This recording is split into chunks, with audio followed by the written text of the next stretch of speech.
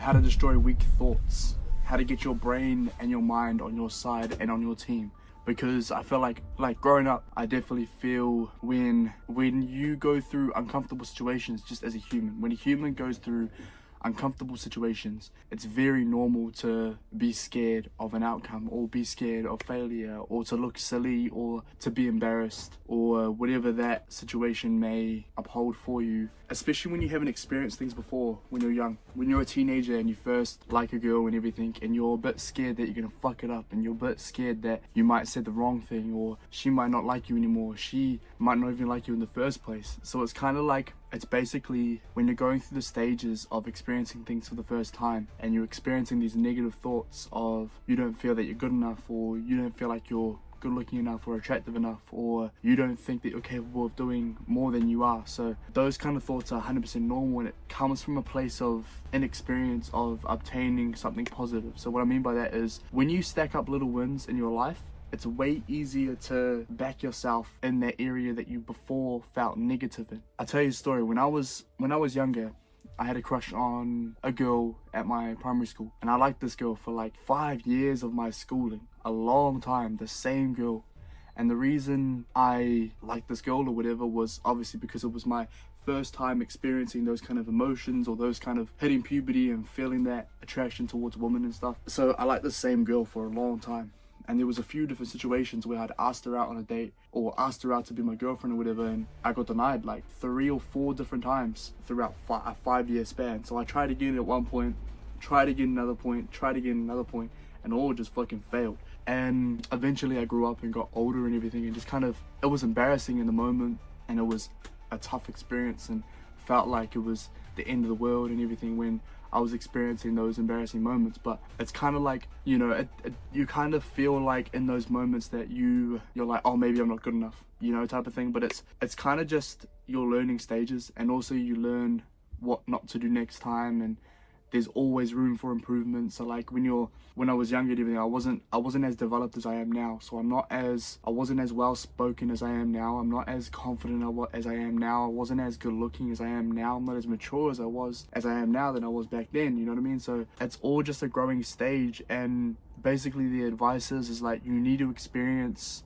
the uncomfortable situations right now, and you need to kind of like, for those weak thoughts to go away, or those thoughts that don't feel like they're on your side to go away. You need to prove to yourself that you're capable of getting those little wins, as in, it could be as simple as like making sure that you study 3 nights a week for your schooling or whatever. That those little wins stack up, so you know, and you prove to yourself that you're a hardworking person. So it's like finding out what a confident person does, and I hope this lawnmower thing doesn't bother the video, but finding out what a confident person does, and then becoming that person that, how do they walk, how do they talk, how do they go about their days, what mindset shifts do they have? Because it's a completely mindset shift. It's a mindset shift between someone that is unconfident, don't back themselves, all of their business, to someone that fully believes in themselves and backs themselves all the way. And how you do that is you stack up little wins. So this is the actionable advice that I'll give to you right now. If you have weak thoughts, I am relating that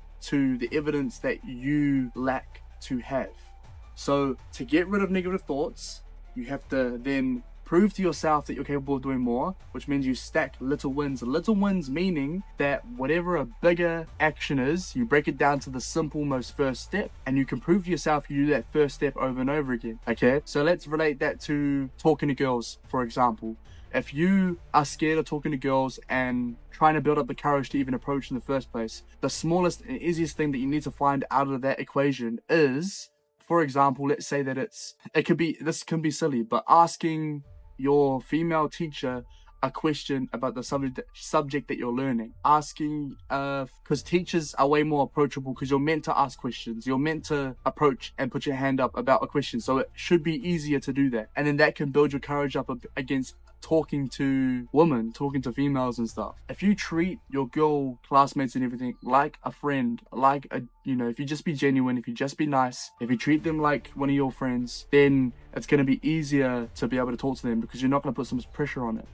Alright, so if you just keep practicing that and doing that step over and over again, you're going to then gain the confidence to be like, hey, I can talk to girls, or hey, I can do this activity.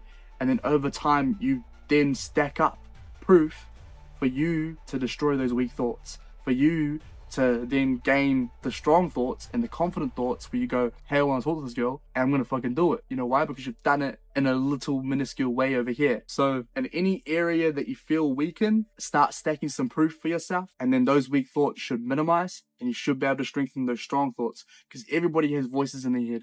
I've had voices in my head when I was younger.